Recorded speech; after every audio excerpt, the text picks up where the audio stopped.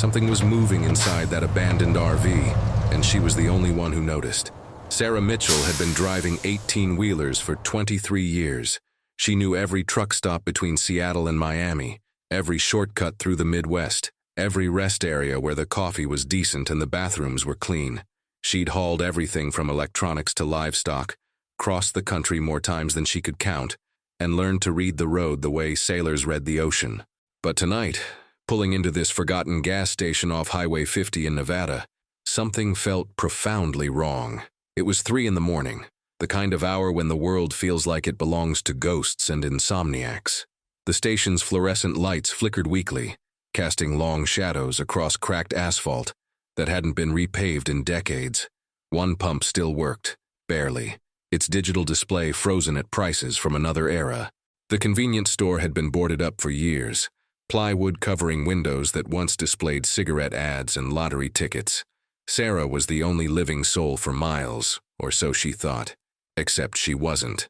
At the far edge of the lot, barely visible in the dim light, sat an old RV, a 1970s model, the kind with faded harvest gold stripes running along rounded edges. The paint had oxidized to a dull cream, and rust bloomed along the wheel wells like some kind of automotive disease. It looked like it had been sitting there for decades, a relic from an era when families still took cross-country road trips and trusted their neighbors. But it was moving, not rolling, not being pushed by wind. The entire vehicle was rocking gently, rhythmically, side to side, like someone inside was shifting their weight back and forth, like someone was in distress. Sarah killed her engine and stepped down from the cab. The desert wind was cold, carrying the smell of sage and dust and something else she couldn't quite identify. She stood there for a moment, watching the RV continue its strange dance. Her instincts, honed by 2 decades on the road and 5 years before that as an EMT in Chicago, were screaming at her. Someone might be in trouble. She'd seen it before. People having medical emergencies in their vehicles, diabetics going into shock, heart attacks, seizures, overdoses. The rocking could be someone trying to get help, unable to reach a phone or open a door. It could be someone's last moments, and she might be the only person who could help. Sarah grabbed her flashlight and walked across the lot. Her boots crunched on gravel and broken glass. As she got closer, she noticed details that didn't add up. Fresh tire tracks circled the RV, pressed deep into the dirt. Recent tracks, maybe a day or 2 old. But the vehicle itself was covered in dust, thick enough to write your name in. The windows were opaque with grime accumulated over years, not days. The tracks were recent. The RV looked abandoned for decades. She knocked on the door. 3 sharp raps. "Hello? Anyone in there? You okay?" No answer. The rocking continued, steady as a metronome, mechanical in its precision. She knocked again, louder. "I'm a trucker, not a cop. Just checking if you need help. If you're hurt, I can call for assistance." Still nothing, but the door was unlocked. The handle turned easily under her hand, the mechanism still smooth despite the vehicle's apparent age. Sarah hesitated. Every true crime podcast she'd ever listened to during long hauls flashed through her mind. Every news story about people who investigated strange situations and never came home. But her training overrode her fear. If someone was dying in there, she couldn't walk away. She'd taken an oath once as an EMT. First, do no harm, but also never abandon someone in need. She pulled the door open. The rocking stopped instantly, as if the vehicle had been waiting for her. The interior was dark, but her flashlight beam revealed something impossible. The RV wasn't abandoned. It was frozen in time. The avocado green kitchenette was pristine, not a dish out of place. Floral curtains hung neatly at the windows, the fabric faded but intact.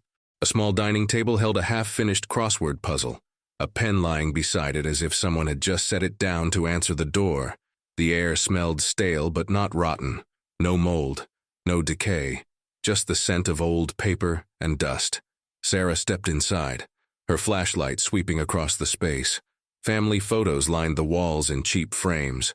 A smiling couple in their 40s, the man with thick sideburns and aviator glasses, the woman with feathered hair and a bright smile.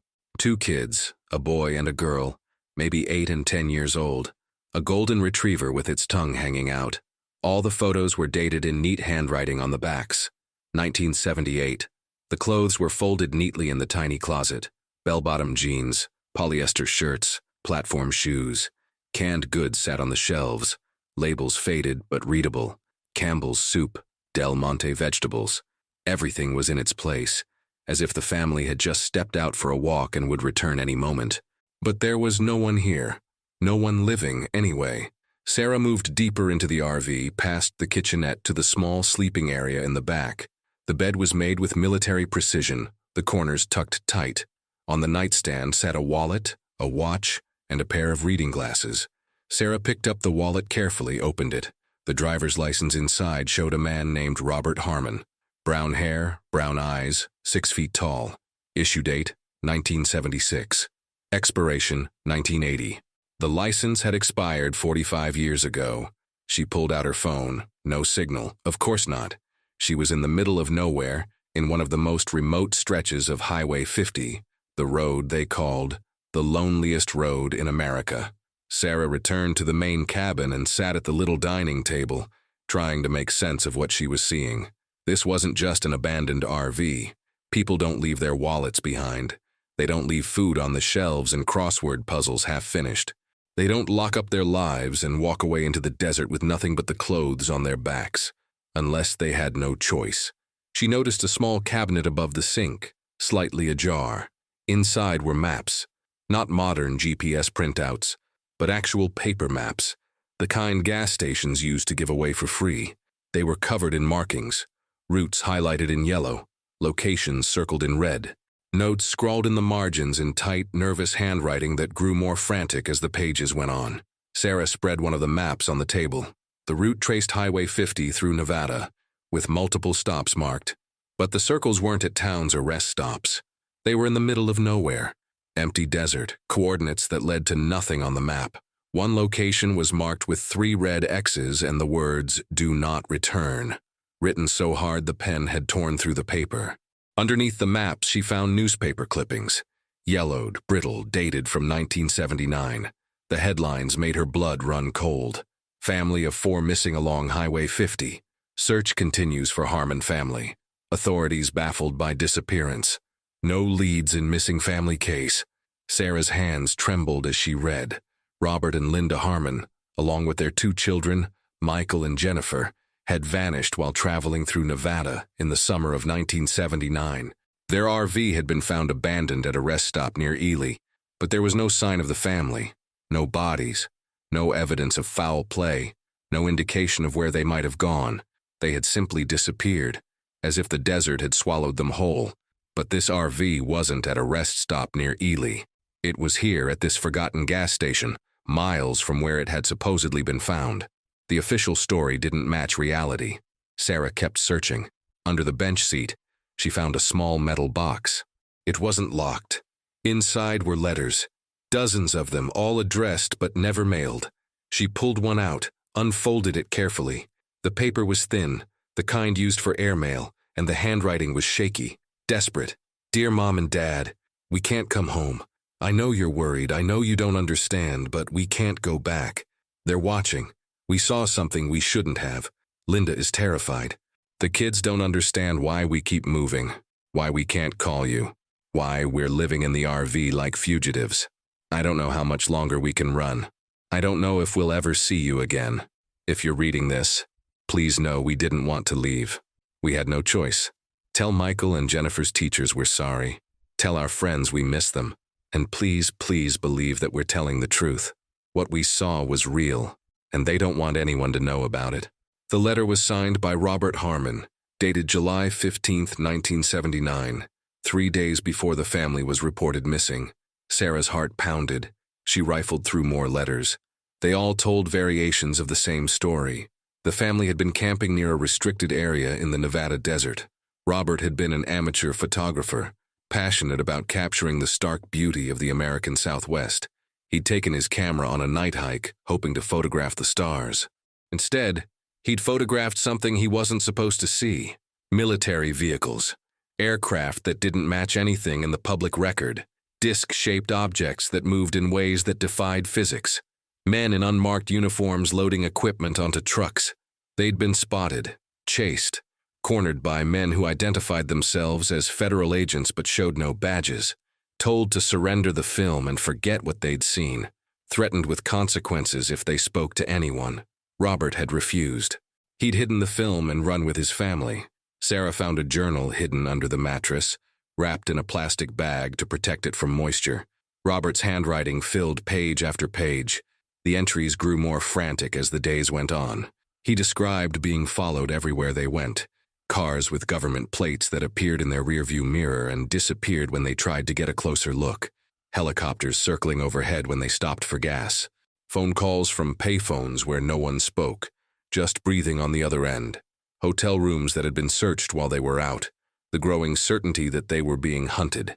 The entries painted a picture of a family unraveling under pressure. Linda wanted to go to the police, but Robert didn't trust anyone in authority anymore. The children were having nightmares. They'd stopped going to school, stopped seeing friends, stopped living normal lives. They were trapped in a nightmare with no way out. The final entry was dated July 18, 1979. We're out of options. They found us again. We barely got away this time. Linda wants to go to the police, but I don't trust anyone anymore. How high does this go? Who can we turn to? We're going to hide the evidence and disappear, change our names, start over somewhere they'll never find us. If we make it, we'll come back for the evidence someday and expose the truth. If we don't, maybe someone else will find it and finish what we started. The truth needs to come out. People need to know what's happening in the desert, what our government is hiding. I'm leaving clues, breadcrumbs for someone smart enough to follow. If you're reading this, please don't let our story end here. Please finish what we couldn't. Sarah sat back, her mind racing. The evidence. Robert had hidden something. But where? She searched every cabinet, every drawer, every possible hiding place. Nothing. Then she noticed something odd about the floor. Near the back of the RV, one section of the linoleum sounded different when she stepped on it. Hollow. She knelt down and pried up the edge with her fingernails. Underneath was a false panel, expertly cut to blend with the floor, and beneath that, a sealed metal box, the kind used for important documents. Sarah pulled it out. It was heavy, locked with a combination padlock, but the lock was old, corroded by decades of temperature changes. She found a screwdriver in a drawer and pried it off. The metal gave way with a satisfying crack. Inside the box were photographs, dozens of them, black and white, grainy but clear enough. They showed a military installation in the desert, unmarked buildings with no windows, strange aircraft that looked nothing like commercial or military planes she recognized, disc-shaped objects on the ground surrounded by equipment and personnel, men in hazmat suits loading something onto trucks, and in the corner of several photos, partially obscured by desert scrub, a sign. Area 51, authorized personnel only, use of deadly force authorized. Sarah's breath caught. This was 1979. Area 51 was still officially classified. The government denied its existence. These photos were proof that it was real, and that something extraordinary was happening there. But there was more. Underneath the photos were documents, official papers with classified stamped across the top in red ink, project names she'd never heard of. Nightfall, Blue Book Extension, Majestic 12, code words that meant nothing to her but clearly meant something to someone. Lists of personnel with ranks and security clearances, technical specifications for aircraft that shouldn't exist, and at the bottom of the stack, a list of names. Civilians who had witnessed unauthorized activity and required containment protocols. The list was organized by date and location. Next to each name was a status. Most said contained. Some said relocated. A few said neutralized. The Harmon family was on that list. Status. Pending. Sarah felt sick. She understood now. The family hadn't disappeared. They'd been disappeared. Hunted down and silenced by people who wanted to keep secrets buried. She pulled out her phone again, knowing there was no signal but needing to do something, anything. That's when she heard it. A mechanical clicking sound, coming from outside, rhythmic and steady, like a clock ticking. She froze. The clicking continued. She moved to the window and peered out through the grimy glass, her flashlight off so she wouldn't be visible. Under the RV, barely visible in the darkness, was a small device attached to the chassis. It was connected to the suspension system, moving a lever back and forth. The mechanism was battery-powered, set on a timer. Every few hours it activated, making the RV rock. The rocking. It wasn't wind. It wasn't someone inside. It was a machine. A signal. Someone had set up the RV to rock periodically. A beacon for anyone who knew to look for it. But who? And why had it been running for 45 years? Sarah climbed out of the RV and crouched beside the mechanism. It was crude but effective. The battery pack had been replaced multiple times. Recently, the connections were clean. The wires new. Someone was maintaining this. Someone who wanted the RV to keep signaling. She stood up, scanning the darkness. The desert stretched out in every direction, empty and silent under a sky full of stars. But she didn't feel alone anymore. She felt watched. Sarah made a decision. She couldn't take the evidence with her. If she was being watched, if someone knew she'd found this, they might stop her before she could get it to safety. Instead, she photographed everything.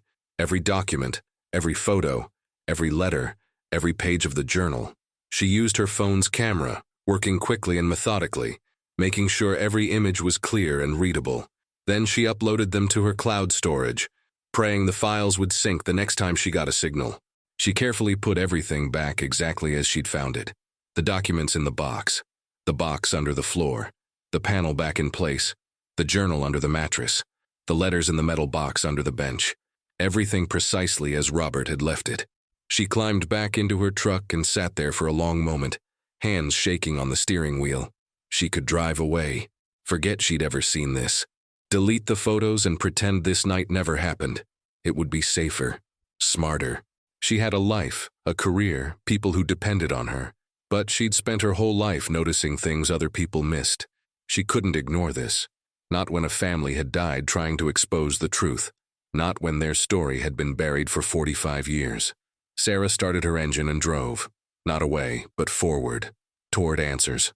3 hours later, as the sun rose over the desert and painted the sky in shades of orange and pink, Sarah pulled into a truck stop with Wi-Fi. She sat in the parking lot watching her phone sync the photos to the cloud.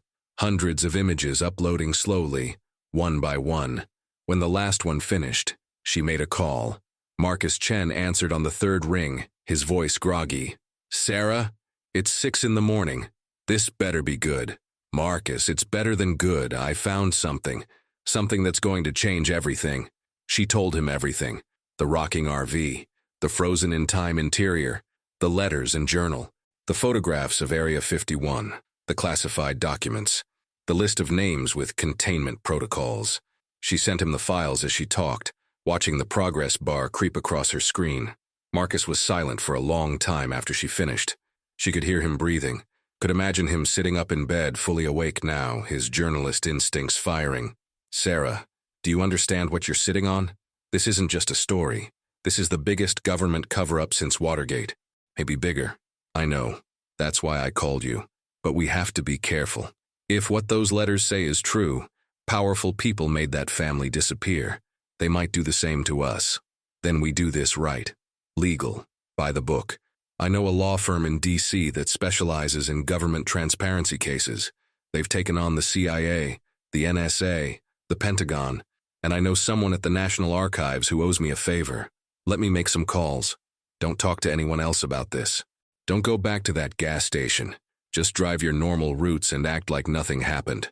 Marcus, there's something else. Someone's been maintaining that RV, replacing the batteries in the rocking mechanism.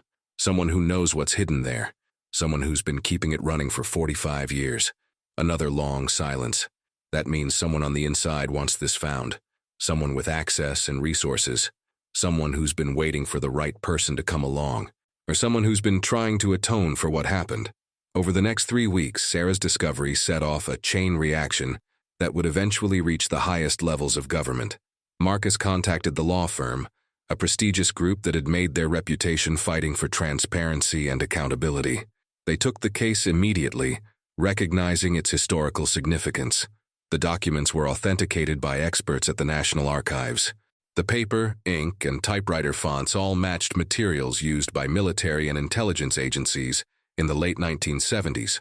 The photographs were analyzed by imaging specialists who confirmed they hadn't been manipulated or doctored. The handwriting in the letters and journal was verified against Robert Harmon's signature on his driver's license and other documents. Everything was real. The law firm filed a Freedom of Information Act request for all documents related to Project Nightfall and the Harmon family. The government's response was swift and predictable. National security concerns prevented the release of any such documents. The case went to court. But the breakthrough came from an unexpected source. A retired Air Force officer named Thomas Brennan read about the case in the Washington Post. He was 78 years old, living in a retirement community in Florida, and he'd been carrying a secret for 45 years. He called Marcus directly. "I need to talk to you about the Harmon family. I was there. I know what happened to them." Marcus flew to Florida the next day. He sat in Brennan's small apartment surrounded by photos of grandchildren and military commendations and listened to a confession. In 1979, Brennan had been a young lieutenant assigned to security at a classified facility in Nevada. He wouldn't say which facility, but he didn't have to. Everyone knew what he meant. He'd been part of a special team tasked with retrieving sensitive materials from civilians who had inadvertently witnessed classified operations. The Harmon family had been one of his assignments. "We found them at a motel in Tonopah," Brennan said, his voice shaking. They'd been running for 2 weeks. The kids were terrified. The mother was crying. "Robert Harmon tried to fight us. He kept saying he just wanted to tell the truth, that the American people deserved to know what their government was doing." "What did you do?" Marcus asked. "We took them, separated them, interrogated them. We were told to retrieve the film and any copies they'd made. We searched everything, their RV, their luggage, their clothes. We found nothing.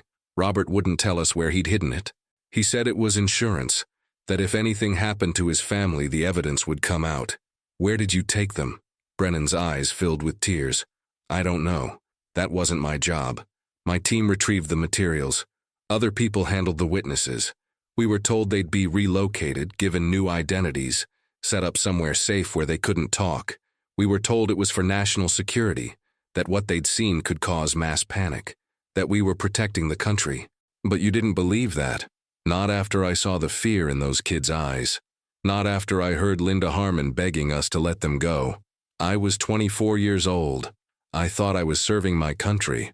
I didn't realize I was part of something wrong until it was too late." Brennan provided documentation, orders, memos, reports, all carefully preserved in a safe deposit box for decades. He'd kept them as insurance, as evidence, as a burden he couldn't put down. The documents corroborated everything in Robert Harmon's journal, but there was one more revelation. After the Harmon family was taken, Brennan had been ordered to dispose of their RV. Instead, he'd hidden it, moved it to an abandoned gas station off Highway 50, installed the rocking mechanism as a signal, hoping that someday someone would investigate. He'd maintained it for years, even after he retired, driving out to the desert every few months to replace the batteries. "Why?" Marcus asked. "Because I couldn't live with what we'd done. Because those people deserved better. Because the truth matters, even when it's inconvenient. I couldn't bring them back, but I could make sure their story didn't die with them." The story broke nationally on a Tuesday morning. Trucker solves 45-year-old mystery. Family disappeared after witnessing classified operations. Former officer confesses to government cover-up.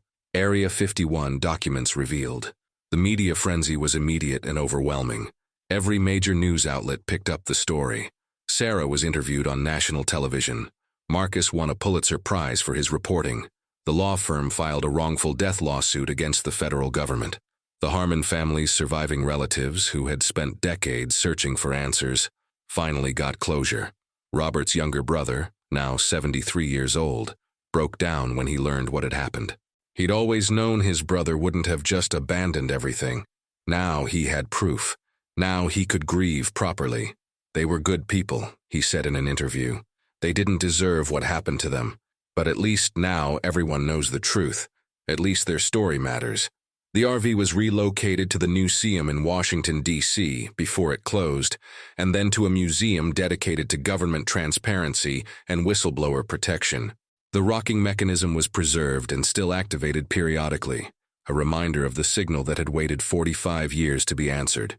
Congressional hearings were held, documents were declassified, apologies were issued, but no one was ever charged with a crime. Too much time had passed. Too many people involved were dead. The system protected itself, as it always did. But something had changed. The story had been told. The truth had come out. And that mattered. Sarah returned to the road, but everything had changed for her too. She was more than a trucker now. She was a symbol, proof that ordinary people, paying attention to details others ignore, can uncover truths that powerful institutions want buried. She received letters from people all over the country, thanking her, sharing their own stories of government overreach and injustice, asking for help with their own mysteries.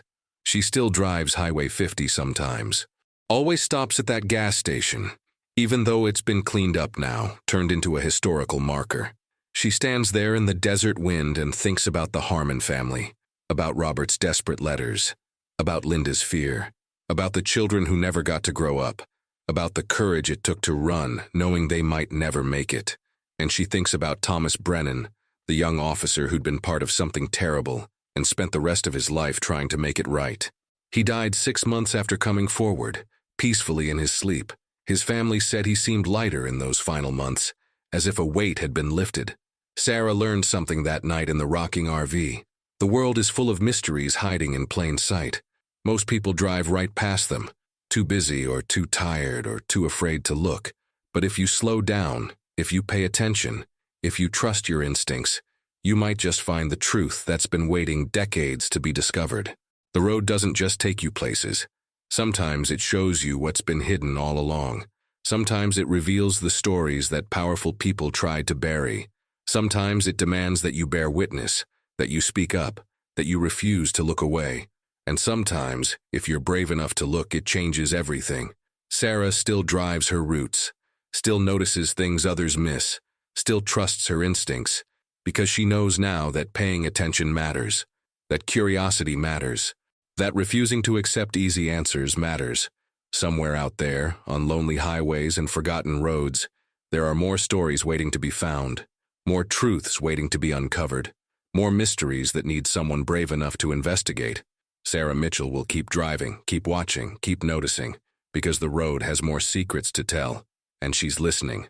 If you enjoyed this incredible story, don't forget to subscribe to the channel for more amazing discoveries like this one. Hit that like button if this mystery kept you hooked, and drop a comment below telling us what you think really happened to the Harmon family. Your support helps us bring more untold stories to light. See you in the next one.